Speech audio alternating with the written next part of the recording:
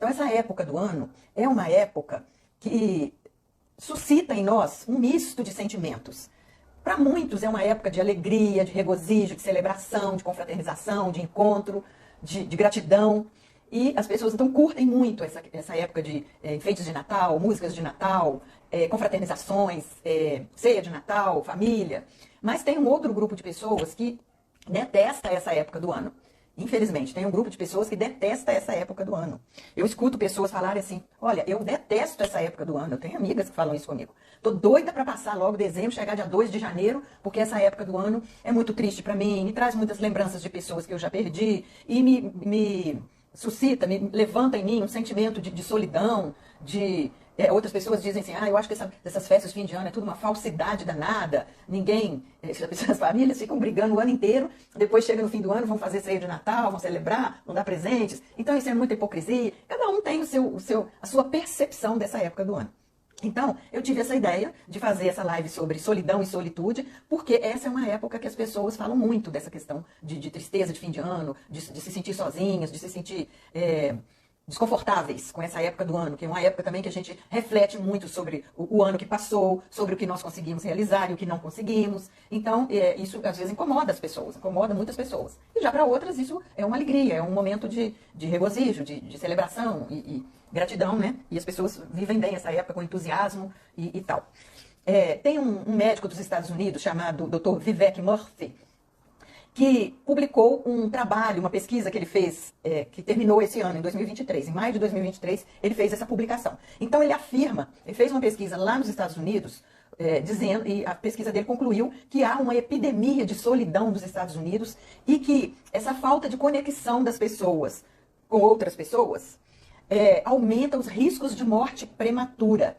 O risco de morte prematura dessas pessoas que reclamam da solidão é igual ao risco de uma pessoa que fuma 15 cigarros por dia. Olha só, gente, que coisa interessante. Então, as pessoas que reclamam de solidão correm riscos de ter uma morte prematura, tanto quanto uma pessoa que fuma uma média de 15 cigarros por dia. E o estudo concluiu que mesmo antes da pandemia, cerca de 50% dos americanos já relatavam que experimentavam esse sentimento de solidão. Porque a gente poderia pensar que essa pesquisa dele estava se referindo ao isolamento da pandemia. Mas não é isso não, a pesquisa dele foi bem ampla e ele afirma que mesmo antes da solidão, antes da pandemia, as pessoas já estavam reclamando que sentiam solidão. Eu acho que se no Brasil um estudo semelhante a esse fosse feito, o resultado seria semelhante, seria muito parecido a esse dos Estados Unidos. Porque mesmo rodeadas de pessoas, rodeadas de redes sociais, a solidão, gente, ela não diz respeito à falta de gente, não diz respeito à falta de pessoas. A solidão diz respeito à qualidade de conexão que você tem com as pessoas. A solidão se trata disso, não se trata de falta de pessoas. Trata-se da qualidade de conexão que você tem entre as pessoas.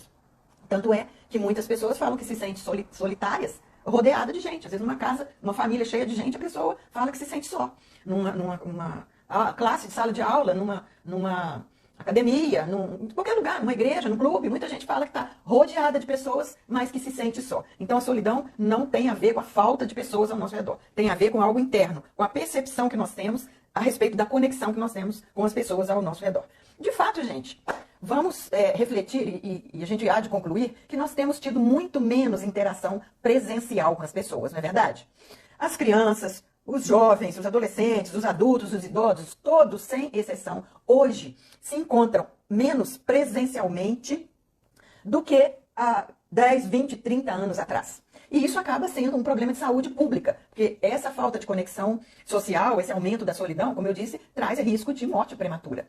Então, e traz adoecimento mental também. Então, antes, nós nos encontrávamos pessoalmente com os outros muito mais do que é hoje. Hoje, os encontros presenciais são esporádicos, têm que ser marcados com antecedência. Se hoje eu já não tenho mais liberdade de chegar na casa de uma pessoa sem avisar, eu não tenho coragem de fazer isso. A não ser uma pessoa assim, muito próxima de mim, né? Muito íntima, que eu sei que tem essa liberdade. Mas na casa de uma amiga, de uma vizinha, eu não tenho coragem de chegar sem avisar, sem dar um telefonema, né? Então, os encontros pessoais estão sendo muito esporádicos. E isso traz consequências físicas e emocionais para as pessoas. A tecnologia, o avanço da tecnologia mudou o modo como as pessoas se comunicam, se relacionam. E é claro que isso vai ter consequências, gente. Uma hora a conta chega. Não tem como a gente fazer comunicação, interação social virtual, mudar a forma de comunicar e fazer interação social, não tem como fazer isso sem ter um resultado diferente do que a gente tinha anteriormente. Então nós precisamos reavaliar, fazer uma avaliação crítica do nosso relacionamento com as tecnologias e criar uma cultura de conexão real com as pessoas.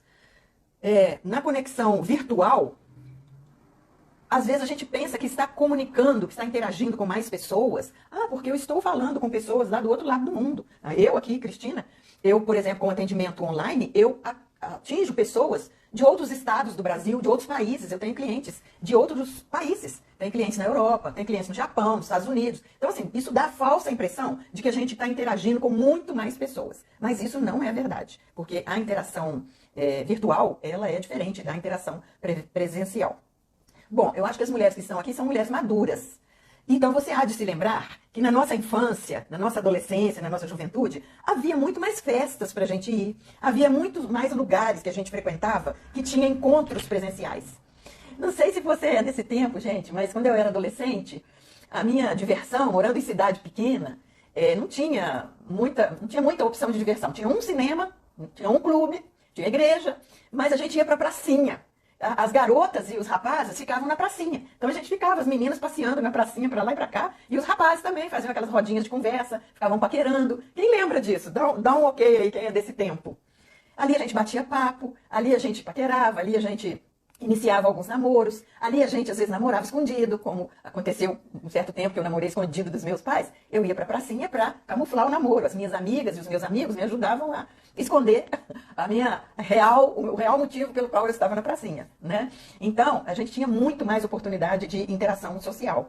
E então, comparando a minha adolescência, a sua adolescência, mesmo que você tenha 40 anos, 50, 60, compare a sua adolescência com a adolescência dos garotos e das garotas de hoje. Não é muito diferente? Muito, muito diferente. Porque esses adolescentes de hoje já nasceram com a tecnologia nas mãos, já nasceram na era tecnológica, e nós não. E você já percebeu também como que um encontro presencial com amigos ou com familiares muda a nossa energia, muda a nossa vibe, recarrega as nossas baterias, dá um quentinho no coração?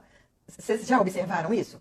Eu sinto muito isso quando eu tenho encontros presenciais. Eu me sinto abastecida emocionalmente. Muito mais do que se eu tiver uma videoconferência com um grupo de amigas. É muito diferente. Pois é, antigamente era tudo presencial, tudo que se resolvia era presencial, né? Hoje, então, existe um déficit de encontros presenciais, existe um déficit de encontros sociais mais profundos e frequentes. E programas coletivos, programas presenciais são essenciais para o nosso bem-estar, gente. As pessoas querem se encontrar pessoalmente, mas parece que as pessoas até não sabem mais articular os encontros, criam grupos no WhatsApp para poder combinar encontros. Eu tenho vários grupos no WhatsApp que estão ali exatamente para combinar encontros presenciais. E às vezes a gente não consegue data favorável para todo mundo, uma pode, outra não pode, e horário não dá para todo mundo. Então, assim, hoje a gente tem que articular, tem que promover esses encontros presenciais, porque hoje isso não é mais natural. No nosso tempo, isso era natural, era só o que existia, né? Então, gente, o que nós temos que fazer para promover esses encontros presenciais? É sair de casa, chamar amigos para conversar, buscar novidades, descobrir um lugar novo, diferente na sua cidade, participar de alguma comunidade, participar de um trabalho social, um trabalho voluntário, fazer um curso, fazer uma atividade física em grupo, que não seja uma atividade sozinha, que você faça sozinha, uma atividade física, que você entra num lugar, numa academia, num estúdio, em que você vai ter um grupo de pessoas ali fazendo a mesma coisa que você faz. Fazer uma caminhada, por exemplo, com um grupo de colegas, combina todo mundo de caminhar junto, e ali vai batendo papo, vai caminhando, vai fazendo exercício e vai caminhando, fazendo amizade, conversando e batendo papo. Então procure não entrar no grupo de pessoas que já estão diagnosticadas com solidão. Porque esse grupo de pessoas corre riscos físicos e emocionais. Porque os seres humanos, eles são sociais por natureza. É da natureza do ser humano ser gregários, precisar da companhia do outro. Então, gente, solidão e solitude são dois termos diferentes, possuem significados distintos um do outro e nós precisamos saber diferenciar uma coisa da outra. Nós convivemos com ambos os sentimentos, tanto com a solidão quanto com a solitude. Convivemos com elas todos os dias. É a solidão e a solitude que moldam as nossas relações com o mundo, moldam a forma como a gente interage com o mundo. E também é a solidão e a solitude que nos convidam ao autoconhecimento, a fazer uma exploração do nosso íntimo. Então, vou trabalhar primeiro aqui o que é solidão. Então, gente, solidão é um sentimento. É uma desconexão da pessoa com o ambiente ao seu redor. É o se sentir sozinha. É a ausência de pertencimento com o mundo e com as pessoas que estão à sua volta. Pessoas que se sentem solitárias, elas não se identificam com o meio e com as pessoas que estão em volta, sentindo tristeza, isolamento, angústia. E olha que essas emoções aí não são boas companheiras. Tristeza, isolamento e angústia não são boas companhias, não, tá? E vários transtornos mentais são muito comuns nas pessoas que se queixam de sentir solidão. E esse sentimento de solidão, além de ter aquele risco que eu falei do estudo, lá no início da live, que eu falei do estudo, do risco que a pessoa corre de ter uma morte prematura, o sentimento de solidão também pode ser um gatilho para a pessoa ter crises de pânico, crises de ansiedade, estresse e depressão profunda. Geralmente, as pessoas que têm esses transtornos mentais, está entre as queixas delas o sentimento de solidão, entre um número de queixas, né? Não é essa a única queixa.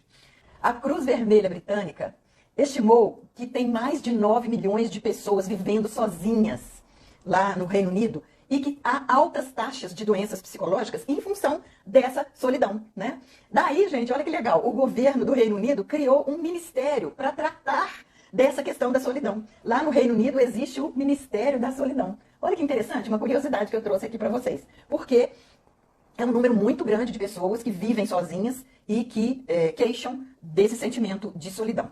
Agora, o que é, vou trabalhar o outro termo, que é a solitude. O que é a solitude? O que é a solitude? A solitude também é um sentimento e não está relacionada à presença ou ausência de pessoas. A solitude é o sentimento de estar só e desfrutar da própria companhia.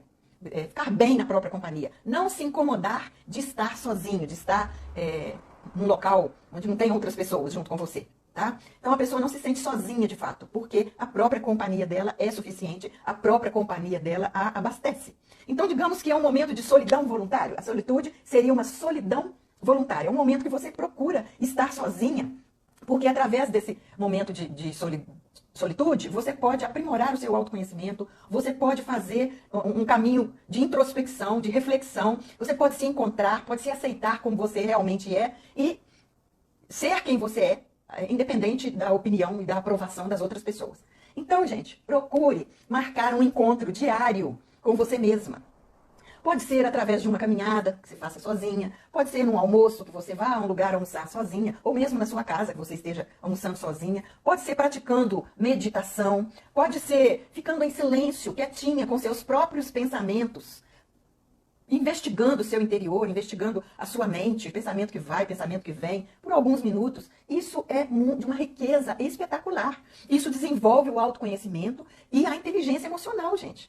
Lembra que eu já falei aqui com vocês que o autoconhecimento é um dos pilares da inteligência emocional? Então, todos nós precisamos de autoconhecimento. E um dos caminhos para o autoconhecimento é a solitude. É você buscar esse momento de autorreflexão, de introspecção, de mergulhar em você mesma e não se incomodar de estar sozinha, de estar sem outras pessoas ao seu redor. As mulheres que têm essa capacidade de curtir a própria companhia, que vivem essa solitude numa boa, são mulheres que conseguem guiar a própria vida delas com mais destreza. São mulheres que conhecem melhor as suas qualidades e conhecem bem também os seus pontos fracos, aqueles pontos que precisam de melhorar.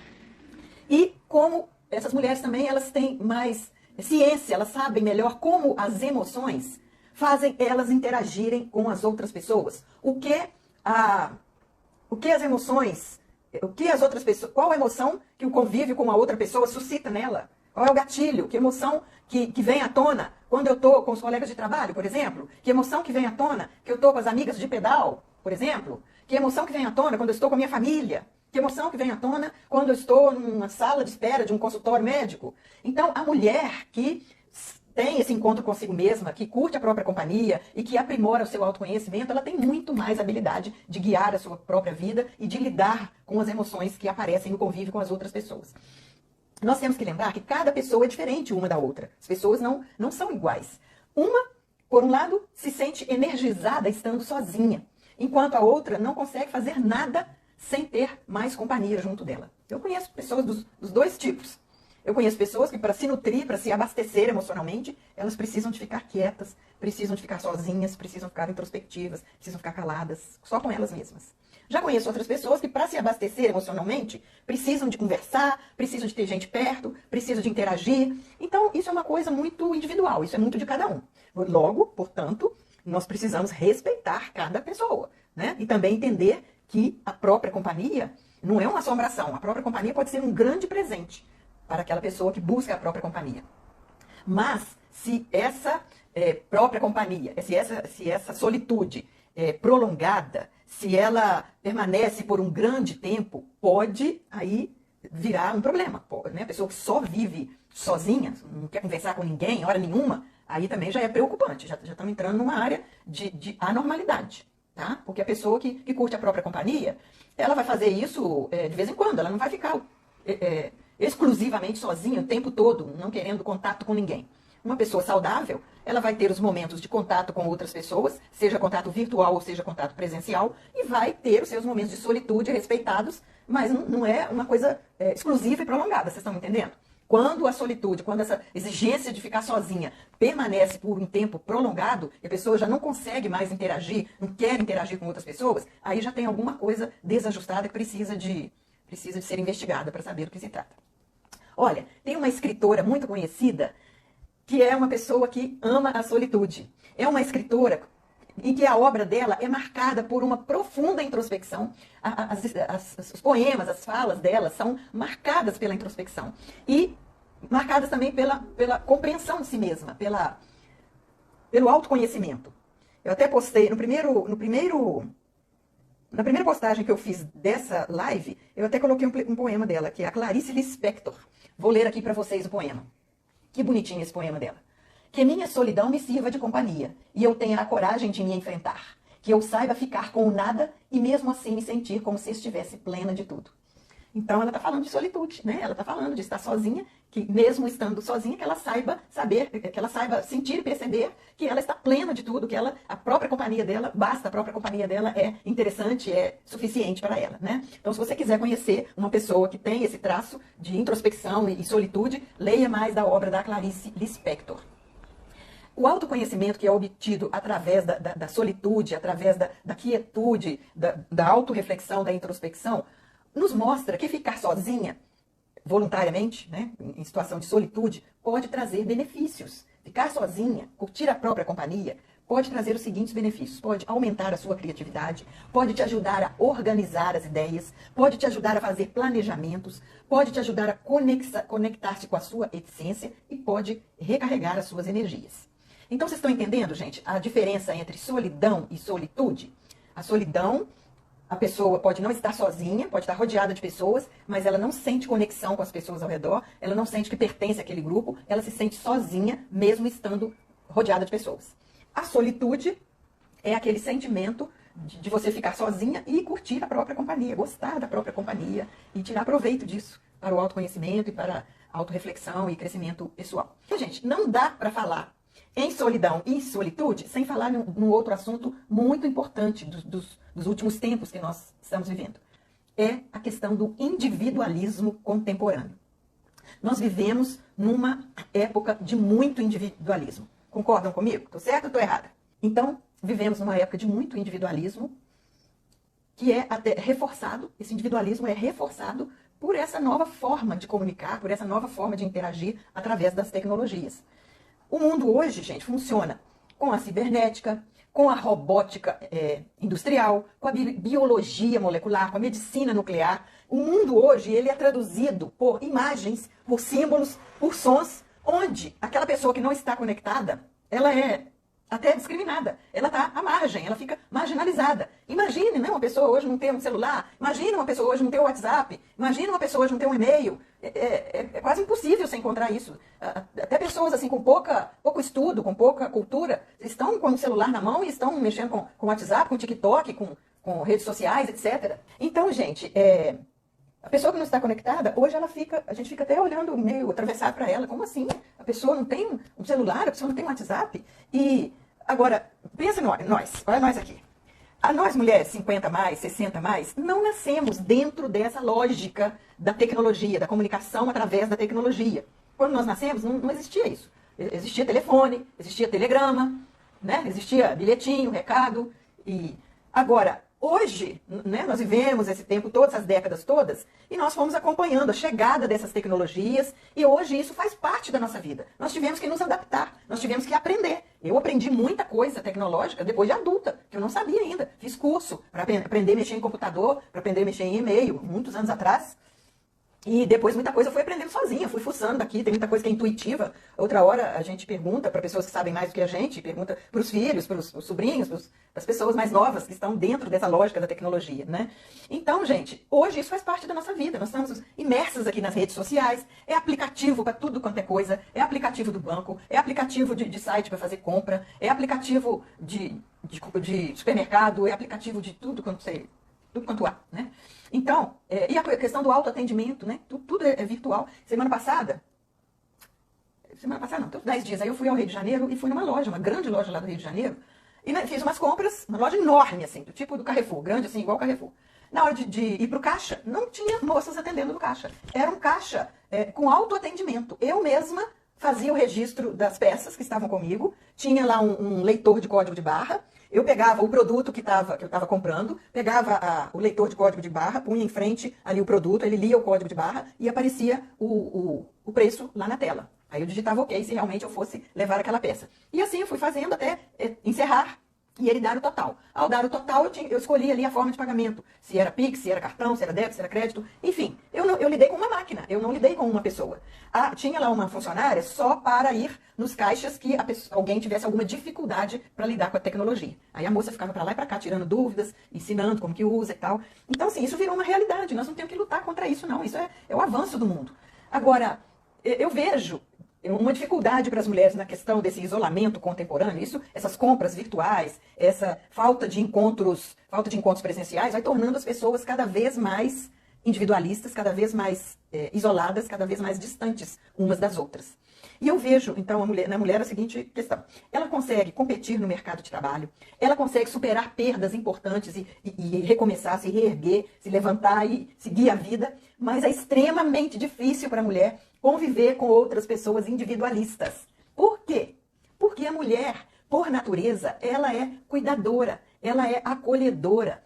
A mulher é protetora por natureza. Isso foi ensinado pra gente desde que nós nascemos. Isso faz parte da nossa feminilidade. Então, lidar com pessoas extremamente individualistas, para a mulher é uma questão difícil. É uma questão quase que intransponível, porque ela quer estar junto, ela quer ajudar, ela quer proteger. Então, o individualismo que está se infiltrando nas relações sociais, de certa forma, está adoecendo essa mulher madura, que está se sentindo só, mesmo cercada de pessoas ao seu redor, mas pessoas individualistas, né? Então, como ela não consegue se identificar com essas pessoas individualistas, ela acaba se sentindo sozinha, porque ela sente que não pertence àquele grupo de pessoas que são muito autossuficientes, muito autônomas, muito isoladas, muito individuais, né? Muito individualistas.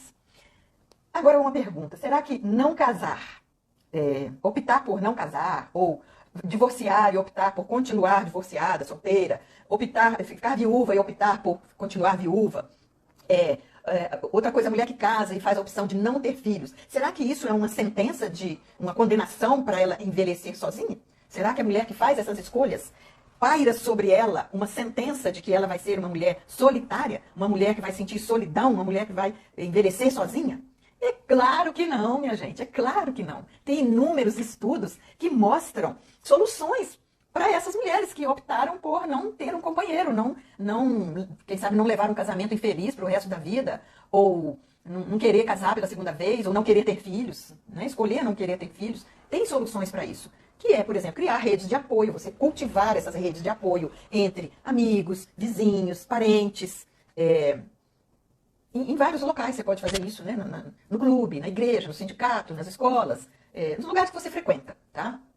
Outra coisa, para a mulher que faz essa opção de não casar, não ter filhos, etc., investir nas amizades, investir em novos relacionamentos de amizade, com ética, com afeto, com novidades, com pessoas que ela não conhece, conhecer gente diferente, conhecer gente de outros lugares, comunicar, conversar, trocar ideias, fazer trocas. E isso tem muitas maneiras de fazer isso. Então, nós temos que encarar essa questão da individualidade, porque eu acredito que isso já é uma realidade contemporânea, mas que ainda vai crescer mais. Eu acho que essa questão da individualidade ainda vai ser mais ampliada nos próximos anos que nós estamos vivendo aí, né?